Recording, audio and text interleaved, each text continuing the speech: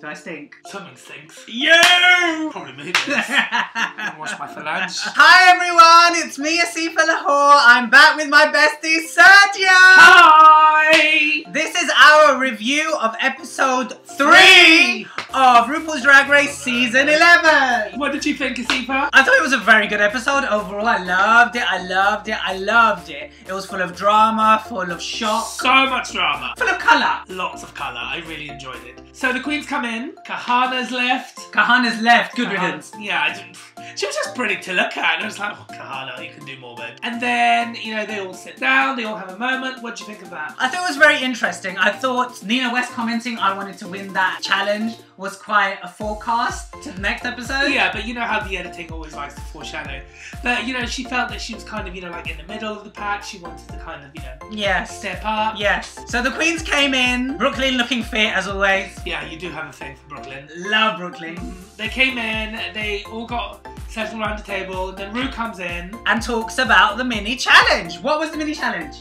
The mini challenge was they had to get in quick drag and they had to pretend, well, not pretend, they had to try to get backstage to a Seduction concert. And if you remember, Seduction was the group that... Michelle Visage was in that group. She was. So they had to try and get backstage. Evie killed me and she was like, these quick sessions, you know, make me change my concept of what beauty is. Yeah. And she's there, drawing those brows on. She looks That was stunning. a good line. That was a good line. Who do you think did well in the mini challenge? How do you think you'd cope with a 15-minute beauty drag overhaul? Oh my gosh, okay. I would just do coverage. I would do like garage doors, very quick eyes, like a dark eyeshadow and a dark sort of, I'd outline my eyes with black eyeliner and then a block lip. And I'd probably do very clownish face, like all like very quick, very quick. Standard face. Yes. So then I loved Evie, she looked great. I thought just on the looks, on the visuals, Plastique, as always, looks stunning. How does someone with a 15-minute face look like a fish? Yeah, I'll be honest, Plastic doesn't get me that much. She's just a pretty girl so far. But anyway, okay, but then the minis challenge, I thought Silky killed it once again. That she was amazing. The fact that she was like, the only thing I hear is you calling me in. I thought Nina was really good, you know, playing up the whole stereotype, you know, the whole, oh, you know, I'm here to meet my mum. Yes, that was funny. She was really good. You really saw Nina West trying this episode. Yeah. And who else did I like? Akiri was really good. I thought Raja was really good as well. Raja was okay. Yeah. She was good. She was funny. I think a lot of the quick queens did well in that. So like, you know, the Silkies, the Akirias, the Ninas. So this mini challenge required you to be quick. Not in your head. Just go with it, whether it was right or wrong. It was just one of those challenges you just had to go with it. And improv with Ru. Yeah. But again, Silky, she's got a motor mouth. She went in. Yes. Yeah. That was amazing. Brilliant. And she just goes to naked, doesn't she? She does, yes. I love the fact she jiggled these. Body beautiful. Yeah. Body beautiful. I love it. So the winners of the mini challenge are Raja O'Hara and Nina West. Those buck teeth. They're still with me. Do you think they were valid winners? Oh yes, they were. Nina West certainly. Raja was really good. I thought she was really quick. She was really funny. I thought it was going to be Silky and Nina West. No shading Silky, but you know, once you've seen the titties once, you know, it's like her you know, trump card. Her trump card. Yeah. And you know, it's funny, but after a while I was like, I'll give you something else, babe. So they're the two winners, and then they choose their groups. Aquaria and Mercedes were chosen last. Aquaria? Akiria, you mean? Sorry, Aquaria. Aquaria and Mercedes were chosen last. Yes. Which I think were fair because, you know, like, so far this season I've only been laughing at Mercedes rather than with her. You know, yes. Like, opulence! Opulence! Opulence! I just laugh with her. Yes. Not with her, at her. Yes. Akiria, I just kind of thought, you know, because but I think, what's his name? Brooklyn Heights earlier in the season, earlier in the episode, he was like, you know, she doesn't really stand out for me. Yes. He doesn't really know who she really is. Yes. So I kind of get that. Yes. You know, yes, we know that she was Miss Universe, she was Miss Black Universe. Yes. But what more does she have to show? In the competition, she's kind of being just mellow. She's just there, isn't she? So the groups rehearsed their main challenge. So what's the main challenge, Sergio? The main challenge is that they have to create like a worship hour to a diva. So essentially, you have to choose a diva, someone in the pop cultural spectrum, and dedicate an episode, like a evangelical Christian-esque type, yes, broadcast as the diva, as their deity. Yes, exactly. Who would you have chosen? I would have chosen Mariah. I love Mariah, and obviously Raja O'Hara's team chose Mariah. Now, I knew that Mariah fans are called lambs. I know a lot about Mariah. But you're a Mariah fan. I'm a Mariah fan. You were dedicated. Yes.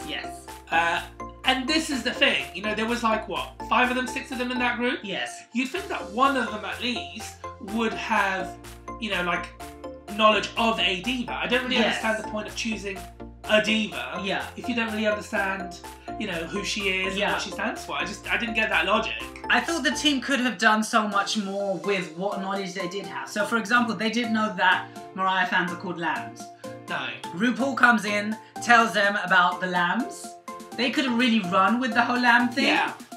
And let's be honest, okay, you don't know the ins and outs about Mariah, but Mariah's so famous that what you do know of her, everyone knows about her whistle registers. Yeah. Everyone knows about her obsession of Christmas. Her obsession with Christmas. Her obsession with live monitors and always hearing herself in her ears. She's, How many husbands? How many husbands? How many, diva antics?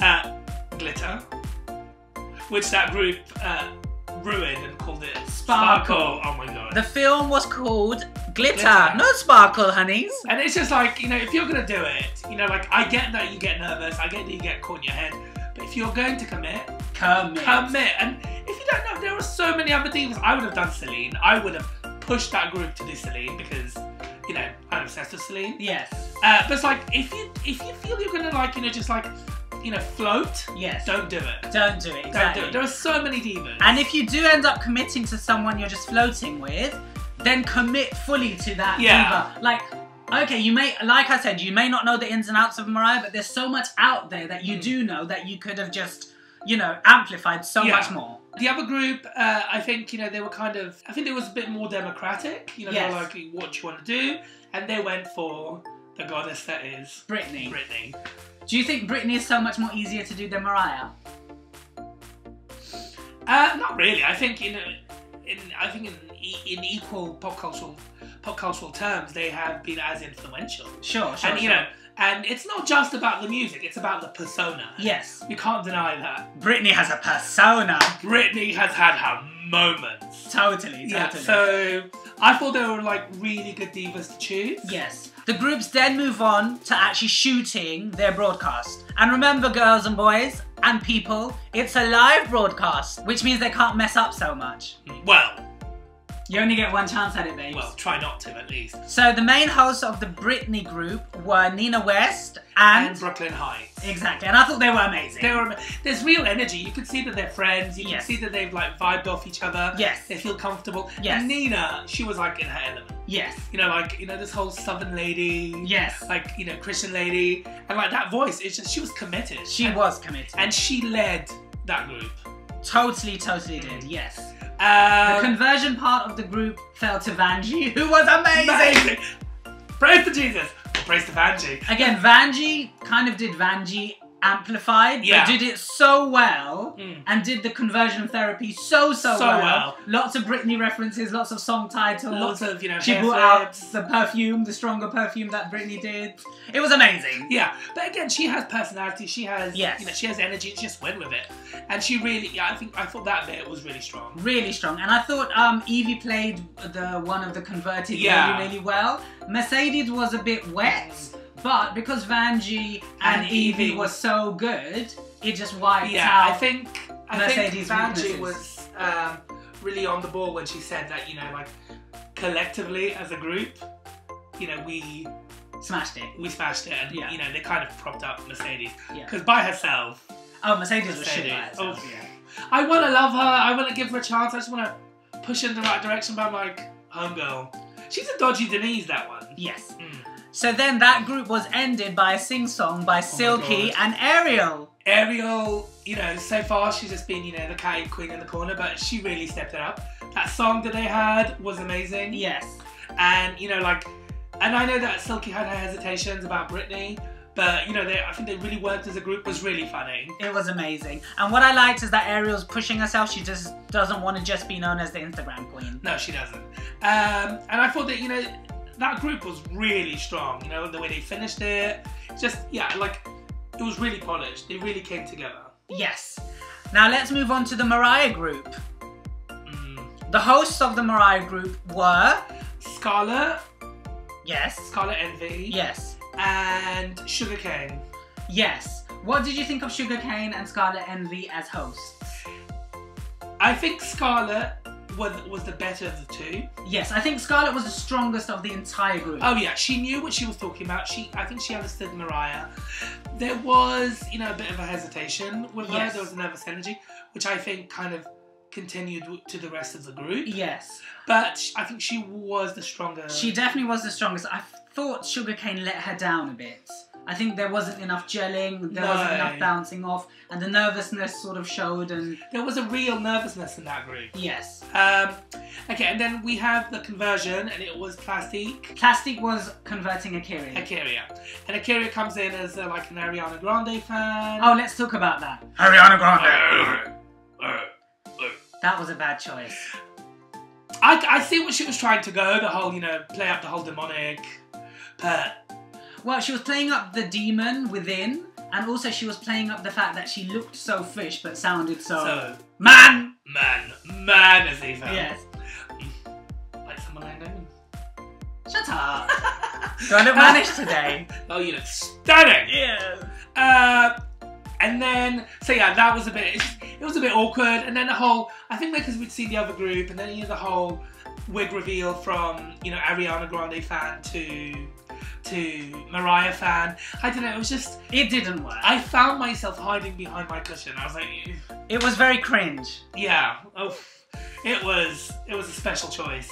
And what was even more cringy was the sing-song by Honey Davenport and Raja O'Hara. And then supposedly the singers. Oh, it was really bad. They're meant to be singers. That, you know, like Honey was meant to have had a group once upon a time. Like, Honey, it was like cats. And what killed me was the sort of, the banter before the song. They didn't know what the hell they were doing. It didn't come across really well. There was no sort of inroads into the song. And then when they went into the song, there was no melody. If they were trying to harmonise with each other, it just wasn't working. Yeah, they were going for this whole gospel, you know, gospel singing, gospel queens. But it just... They should have just sung the song. They should have just sung the song. It fell flat. Okay, so then the main challenge ends and Ross tells the Mariah group, bring it to the runway. I think that says it all. Because ultimately, you know, he kind of saw the energy, and us at home watching it, it was awkward. So it's the following day, they come into the workroom, they're all doing their little dancing, amazing, and they're all getting ready. Yes, and Brooklyn is seen flirting with Vanjie. Well, they've been kind of like, you know, playing that up from the first episode. And that's going to be supposedly our first romance. Yes! Oh, I'd love to be romantic with Brooklyn. Oh, Vanjie would get it. There's something so just... I think it's Vanjie's voice. Get those cookies, get those cookies. And you know, I never say no to a cookie. Oh no, I can see that. Okay, the thing that really stuck with me was the conversation they were having about religion. Yes, so they're obviously this week's theme essentially was religion because of the evangelical broadcast main spirituality. Challenge. Yeah. And they brought up the fact that Mercedes was Muslim. Yeah. And Mercedes didn't even acknowledge or talk about it whatsoever. And that is her prerogative. She doesn't have to speak about her religion.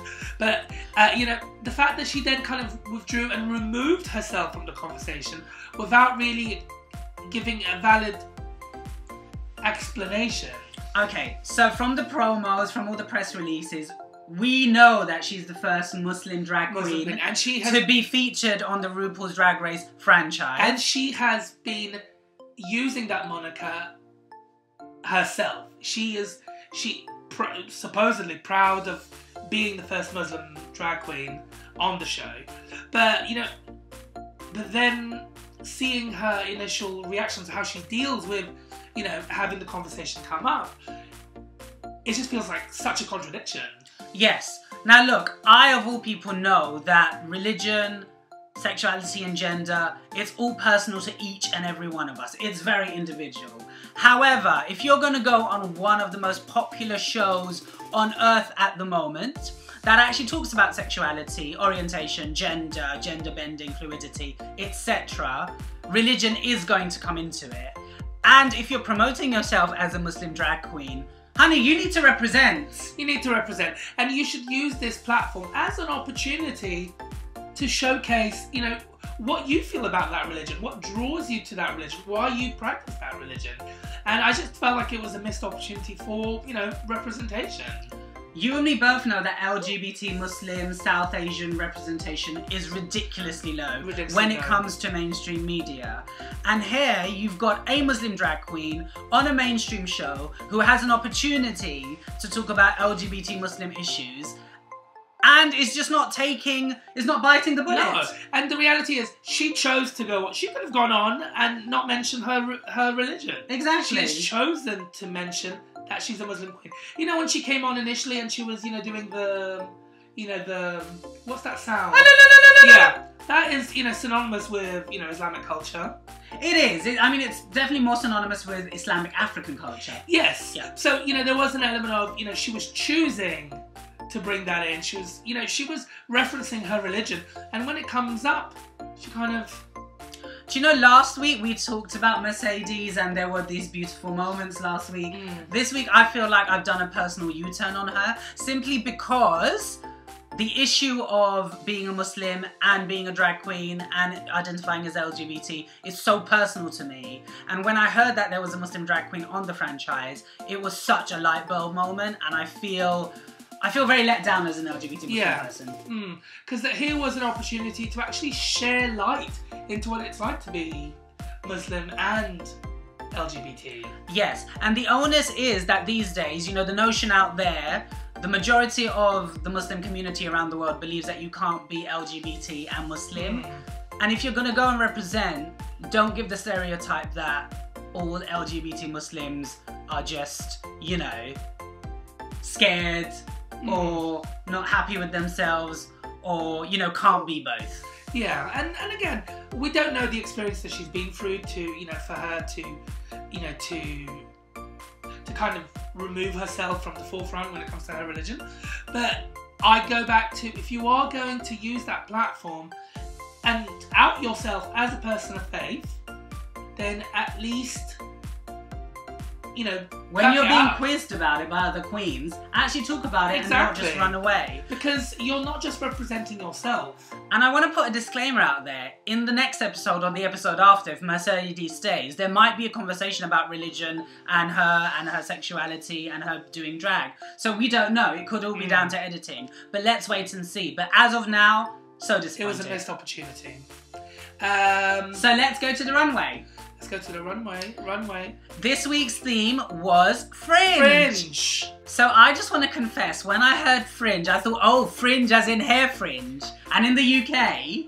we refer that to, well, we call it Fringe, but they refer to it as bangs, right? Exactly. So I thought, ooh, Fringe. If I was doing a Fringe runway, I would have like a massive fringe going all the way down. Yeah, and I was like, Asifa, no, that's not what they mean. So, whose looks did you like? Okay, I really liked Akira. I thought she sparkled. It was like mystical. It was like a Hindu deity. Yes, it was stunning. I thought Nina was really good. Do you remember, like, there was that game with the Super Mario? Yes. And it was that mushroom. You know, the little mushroom? Toadstool. Yeah. Yes. She looks like that to me. Just the silver drag version. Who else did I like? I loved Evie. Evie was stunning. Evie was absolutely stunning. That jellyfish sort of motif really worked. And one thing I want to mention about Evie, I was so amused and glued to the screen. I really wanted to see her ding dong in the workroom. Yeah, well, you were committed. Everyone was going on about her big ding dong. I love big ding dongs. Big ding dongs, yeah. I love big ding dongs. Just put it out there. Yeah. Okay. I thought Sugarcane was really good. You know, her ode to her heritage, to her Native American heritage. I felt the makeup was a little bit heavy. But I really liked, you know, you know, the aesthetic and her point of view. Yes. Those were the ones that, you know, kind of stood out for me. Yes. The ones I didn't enjoy, I would say, were Raja, because she's stunning, but it just felt a bit one tone. Literally, it was just red. Yes. Silky, love her personality, but it was just blue fringe. Yes. And amazing that she made it herself. It, you know, fit the theme, but it was just like, come on, girl. It was just there. Yeah.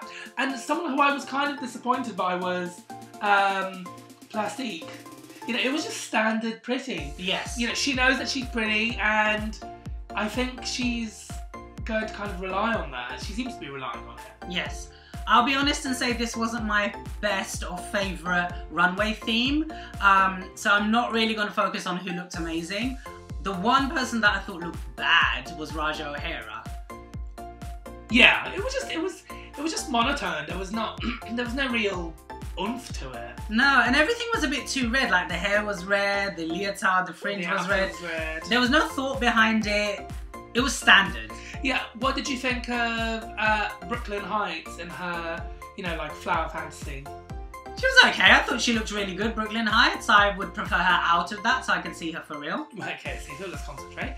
I thought Honey Davenport's look was really good. You know, it was an homage to gun violence. It was all in black. I love the fringe. Yes. You know, she's a conceptual queen. Yes. I like that about her. Yes. Okay, so the judges deliberate, and what happens is Ru announces that Team Britney are the winners. Rightly deserved. Rightly deserved. And the winner of the challenge is Nina West. She looks stunning. She deserved it. And Ru also gives commendations to Ariel and Vanjie. Yes, very much so. And they both deserved it. Totally deserved it. And then we find out that obviously Team Mariah are the bottom 6. And they are asked to pinpoint one person that they would send home. And what do the team do? They all kind of point themselves. They did the whole classic Miss Universe, oh, I would send myself home. Okay, but going back, you know, like when they were like, you know, kind of being deliberated upon, what did you feel of Plastique mentioning that, you know, because of her immigrant experience and only coming into the US at a certain point, her knowledge of pop culture was limited? Obviously, being from an immigrant background, I totally understand that. I get that, because, you know, I'm like, my pop cultural knowledge is Hispanic. Yeah, to an extent. But I mean, like, I only really got to know, you know, the Mariahs, the Celines, after a certain age, after I moved to the UK, right? Yes. For those of you who do not know, Sergio is from a Portuguese heritage. And Asifa is? Pakistani. Yeah, there we go. Multicultural house we are here. So yeah, so I kind of get what she was saying, but, you know, like, Ru kind of brought it back in. He was like, this is a competition, this is what I expect of you. And I get it. I do feel that it's ethnocentric in a way, because, you know, she has based her drag on a Vietnamese pop culture, Vietnamese pop stars. But again, if you are going to allow yourself to go into a competition like RuPaul's Drag Race, you have to understand the formula. Of course. Now look, I'm known as the Bollywood queen, Muslim drag queen, etc. Obviously, I know my heritage. I know my racial background, my cultural background, and I'm proud of that. And I'm proud of bringing that into my drag. If I was to go on RuPaul's Drag Race and every runway I did Bollywood look after Bollywood look after Bollywood look, I would not make the top 3. No, you would be limiting yourself. If I was entering a competition and a reality TV competition, I enter to win. And yes, I am from an ethnic background. I may not know most Western references, right? Pop culture references. I may not have grown up with them. But if I was going into that competition, I would do my research. I would look at past competitions. I would see what would do well.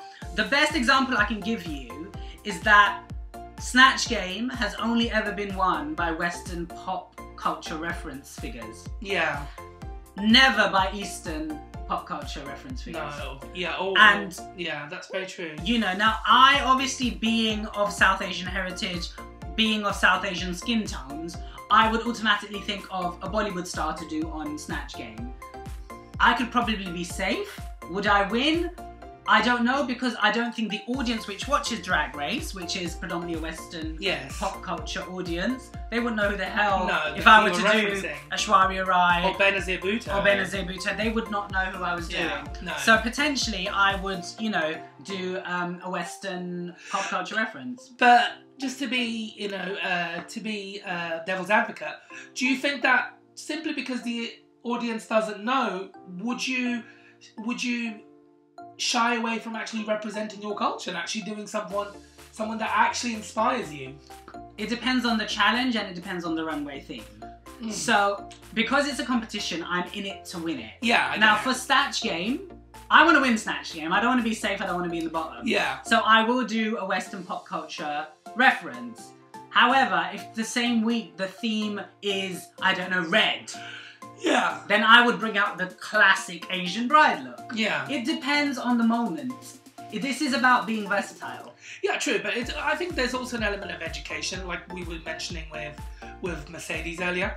There is an opportunity for you to educate the audience. Of course. With, you know, to your heritage, to your beliefs, to your culture. And, you know, as I do believe that, you know, the focus of the references are very, you know, they are very Western, they are very ethnocentric. And every so often, you know, like when Manila brought out Imelda Marcos, that was amazing. Yes. So, you know, every so often, I really appreciate it. Of when course. someone delves into their, you know, cultural archives. But Plastique hasn't been doing it every so often. For No, the last 3 episodes, she's given us K-pop realness. Move on, babes. Yeah, truth. Okay, so they kind of, you know, all give us, you know, the Miss Universe answer. And then Rue essentially says they all have to lip sync. Shocker, massive shocker. For the first time in Drag Race history, we have a 6-way lip sync. That was a gobsmacker. I'll be honest with you, I didn't like the 6-way lip sync simply because there was too much to concentrate on. I didn't know where to look. There were all these split screens. Some people standing out, some people weren't. I appreciate the split screens. I appreciate that they tried to give each queen, you know, like their time. Yeah, I really appreciated that. Okay, I thought Scarlett really stood out. There's something about Scarlett I just enjoy looking at.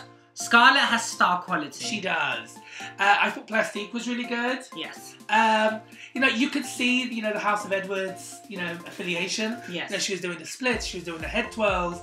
But again, she looked good. I thought my least favourites were Sugarcane, that pains me to say, and Honey Davenport. And you saw it in Rue's face, you know, when she jumped off the stage. And do you know what she reminded me of? She reminded me of Milan. Yes! Do you know when Milan was just ripping everything off? Yes. Yeah, it reminded me of Milan, not in a good way. And I was just like, just feel the song, because it's such an amazing song. Yes. But yeah, I thought those were my least favourites. Yes. Sugar and Honey. The lip sync song was Waiting for Tonight by Jennifer Lopez. I love that song. Amazing song. The song finishes, the lip sync finishes, and we're like, who's gonna go home? Is it 1 queen, 2 queen, 3 queens? All 6 of the queens? Yeah. And then Rupaul kind of whittles them down, doesn't he? He goes, you know, like, you know, builds up, you know, a bit of tension. He essentially says that, you know, Plastique is safe first, so she was like the first Shantae. Yes. And then, you know, he kind of whittled them all down. So, the queen that actually left this episode was... Honey Davenport. What do you think of that elimination? I'll be honest, if I go back on her performance throughout the episode, she kind of just, you know, she wasn't really there. Yeah. I didn't really remember her much from the mini challenge. I didn't think she was great in the, you know, the maxi challenge, especially considering she's a singer. Yes. And then, you know, in the runway, I thought she redeemed herself. Yeah, she did. I love her point of view. I love what she was referencing. But it wasn't enough, because when it came down to the lip sync, it was atrocious. You know, like jumping off stage, and it was uncomfortable to watch. Yes. And she said, you know, I just wish I could show you, get out of my head and show you who I really am. And again, I go back to last week Kahana saying the same thing. Yeah. You're there on RuPaul's Drag Race. Bring it every single time. Your time is limited. Every queen has their limits. Every queen will face a challenge, right? No, you can't get one queen. Very few queens you can get where you can sing, act, be funny, dance, look great. So you really just have to bring it each and every time. Yes.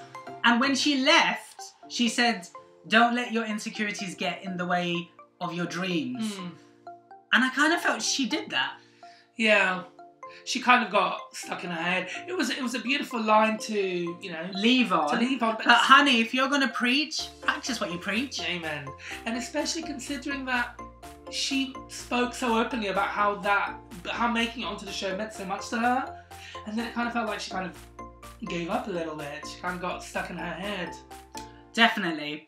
But overall, it was a really good episode. So good. Yes, totally good. So guys, join us next week for our episode 4 review of season 11 of RuPaul's Drag Race. If you liked our video and our reviews, then please subscribe to the channel. And also, if you want to see when the next new videos are coming, just click on the bell notification. Amazing. Come back to the Asifa Lahore channel. Guys, this is us signing off. Bye!